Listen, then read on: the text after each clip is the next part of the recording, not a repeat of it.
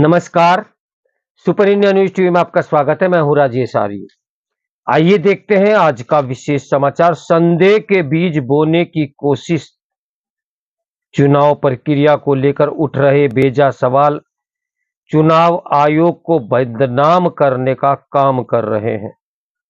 America की सत्ता में डोनाल्ड ट्रंप की अप्रत्याशित वापसी के पीछे उनके नारे मेक अमेरिका ग्रेट अगेन यानी मागा की अहम भूमिका रही थी। ट्रंप अमेरिका को फिर से महान बनाने का वादा कर रहे हैं, लेकिन उन्होंने आधुनिक विश्व के इस सबसे पुराने लोकतंत्र की चुनावी विसंगतियों को सुधारने के कोई संकेत नहीं दिए हैं। यही चुनावी विसंगतियां अक्सर अमेरिका में चुनाव परिणाम को लेकर विवादों को जन्म देती हैं।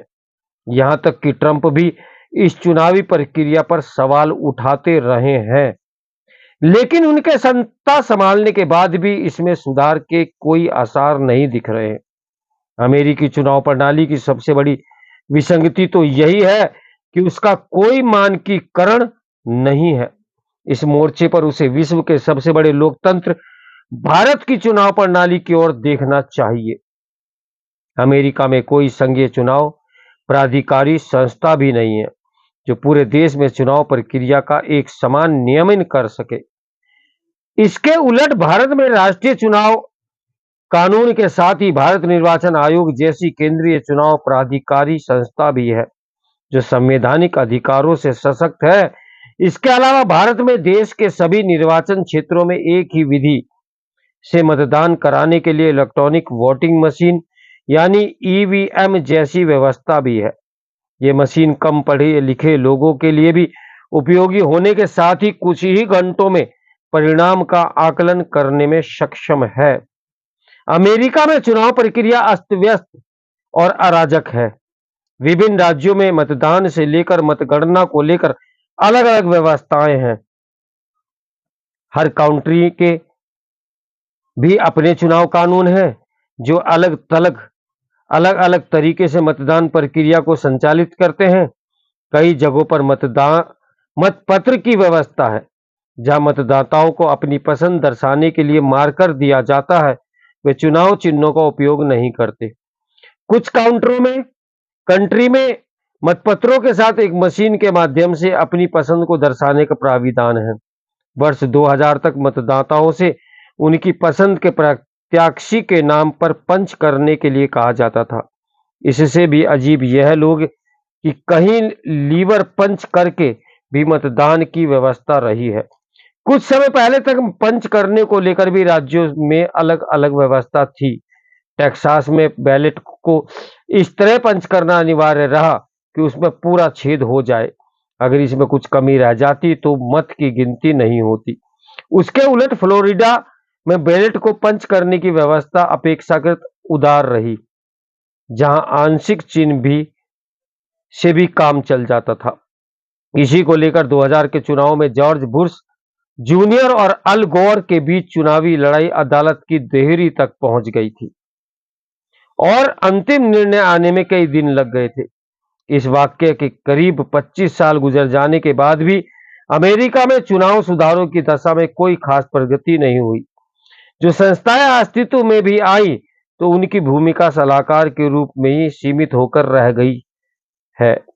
एक आकलन के अनुसार करीब 70% मतदाता मतपत्र, 23% पसंद को दर्शाने वाली मशीन और 7% इलेक्ट्रॉनिक वोटिंग मशीन से मतदान करते हैं। मतपत्रों से चुनाव कराने को लेकर भी अलग अलग राज्यों में अपनी व्यवस्था है। नियम समय से पूर्व मतदान के भी तरह तरह के स्वरूप मौजूद हैं। यहां तक कि एक राज्य के अलग अलग इलाकों में भी एक समान व्यवस्था नहीं। जैसे टेक्सास में मतदाता ईवीएम से वोट देंगे या मतपत्र से, यह उनके निवास स्थान से निर्धारित होगा कि वे कहां रहते हैं। अमेरिका के पूर्वी और पश्चिमी तट के समय में अंतराल भी चुनावी विसंगतियों को बढ़ाता है। जैसे न्यूयॉर्क में शाम 6 बजे मतदान संपन्न हो जाता है तो टीवी चैनल एग्जिट पोल दिखाने लगते हैं। उस समय तक कैलिफोर्निया में मतदान के 5 घंटे शेष रह जाते हैं। यह मतदाताओं के मानस को प्रभावित करने का काम करता है। इससे स्वतंत्र एवं निष्पक्ष चुनाव की संकल्पना को क्षति पहुंचती है। इसके उलट भारत में लोकसभा चुनाव का परिणाम मतगणना के दिन शाम तक करीब-करीब तय हो जाता है। इसी तरह विधानसभाओं के चुनाव नतीजे तो दोपहर तक ही स्पष्ट हो जाते हैं। वहीं अमेरिकी राष्ट्रपति के चुनाव का फैसला होने में कई दिन तक लग जाते हैं। इसके बाद भी विवाद की आशंका बनी रहती है। डोनाल्ड ट्रंप ने शुरुआती रुझान के आधार पर ही अपनी जीत का ऐलान कर दिया था, लेकिन औपचारिक घोषणा में कई दिन लग गए, क्योंकि तमाम राज्यों में मतगणना की प्रक्रिया जारी थी। इस प्रकार देखें तो लोकतांत्रिक प्रक्रियाओं और चुनावों की कसौटी विश्व का सबसे बड़ा लोकतंत्र भारत पूरे संसार में सिरमौर दिखाई पड़ता है।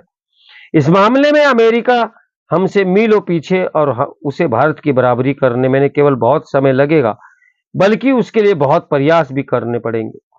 ये निराशाजनक है कि स्वतंत्र एवं निष्पक्ष चुनाव में नए प्रतिमान स्थापित करने के बावजूद भारत में ही कुछ लोग और विशेष रूप से राजनीतिक दल चुनाव प्रक्रिया को लेकर सवाल उठाने से बाज नहीं आते।